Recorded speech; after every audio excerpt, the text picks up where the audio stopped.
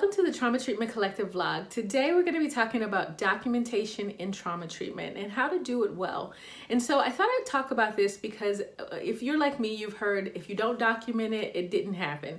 And that is something that we are taught as therapists. And I know that not all of us are therapists that are in the community, but as therapists, that is definitely something we've been taught in graduate school, and it's been kind of drilled into us, and it's been expected that we have to document. And sometimes if you're not careful with documentation, it can become a monster. It can kind of take over your whole experience as a treatment professional, and all you feel like you do is document, especially if you're working for insurance companies, or you're being paid by insurance companies or reimbursed by insurance companies. Then sometimes documentation can be very overwhelming. And so I thought I'd take a little bit of time just to talk a little bit about how I document, how my relationship with documentation changed over the years, and just share with you 3 tips that I have found to be really helpful when thinking about documentation. So I'll start off by telling you a little bit about, I felt the same way you probably feel or have felt at some point in your career about documentation. I did not like it. I did not care for it. I did not want to do it. And so when I actually left working in the field, or working in the office face-to-face with clients, and went more into the administrative side of things for mental health, I was burnt out. I was tired of doing documentation. I was tired of seeing people. I was just tired of doing it all. And so I kind of went into this administrative role thinking, okay, I don't have to deal with this. I don't have to do this. This is going to be great. I can just help people and help people grow their skills and make sure that they're doing good work, and I don't actually have to do it myself. But as I went into that, the particular job that I was doing, I was a director of an agency that was community-based.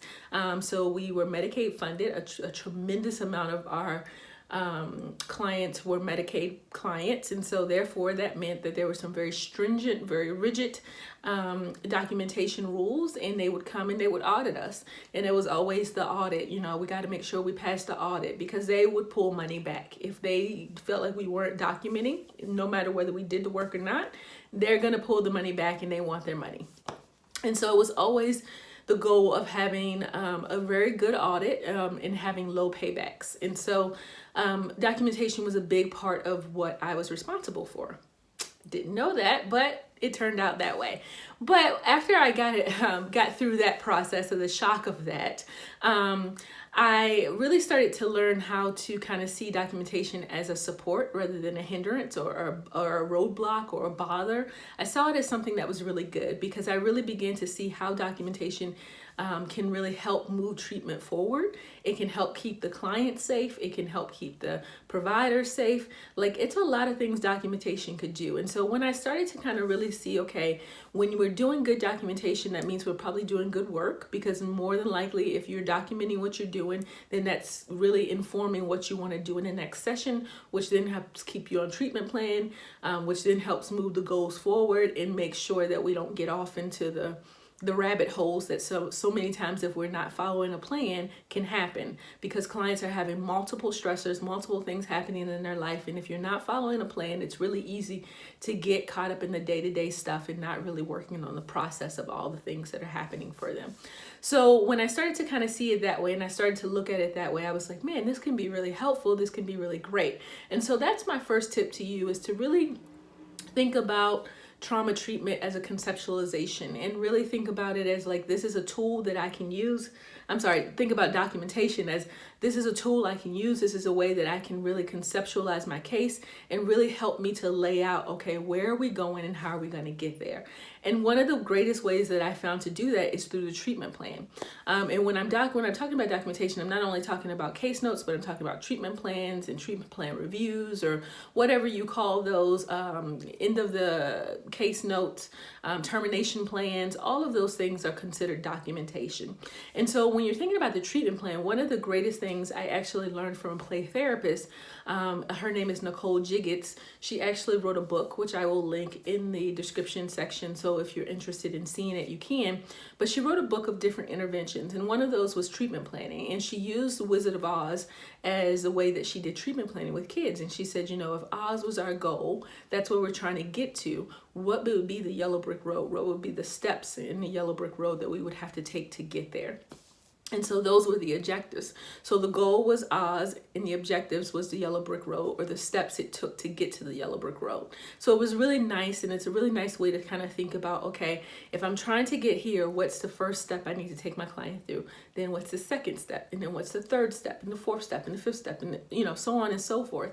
And so those were the objectives that I use, or we can use with our clients to be able to help them to achieve their goals. So when you can conceptualize your case in that way, it's really helpful in laying out, okay, what are the steps we have to take in order to get our client to where they want to go? So that's one tip, is kind of thinking about using documentation to conceptualize your case. And when you do that, the treatment planning becomes super easy. It becomes really simple, really clear, and you can kind of use that analogy. And I used it with adults and children, and both of them liked it because it was really simple. It was a really great way to be able to kind of just simply look at where are we going and how are we going to get there.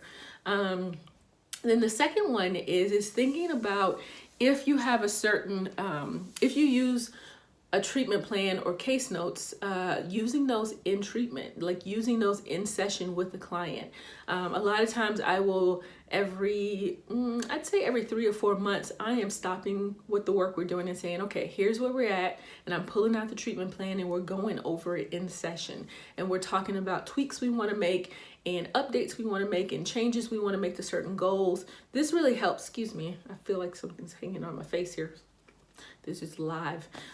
This is kind of the idea of these are really going to help you to kind of stick to goals. If goals change or need to change based on things that are happening to clients, it's really helpful to kind of really be able to focus in and say, okay, where are we and where do we want to go? What do we need to change in order to make sure we're sticking to treatment plan, and that we're actually working the treatment plan. As far as the case notes, I know some clinicians, I'm not one of those clinicians, that actually do case notes at the end of session. So it's kind of a collaborative approach where they are sitting with the client and saying, okay, here's the things we reviewed, here's the things you're going to do, here's our plan for next session, and they're actually writing the case note out right there with the client. So that is another option too.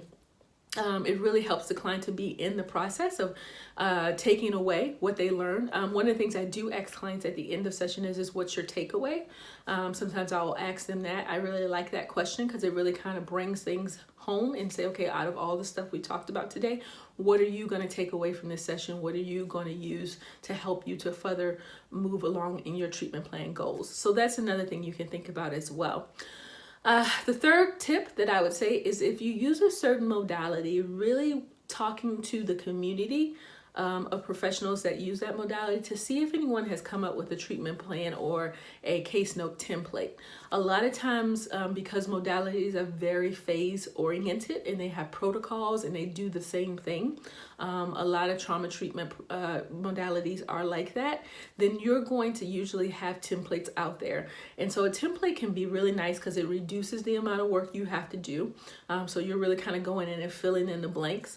And it can really make sure that you cover everything that you need to cover. And so that's, I think, a kind of a plus to doing trauma treatment, because a lot of the types of things we use, like EMDR, somatic experiencing, CBT, all of those are really kind of regimented in the way that they're delivered.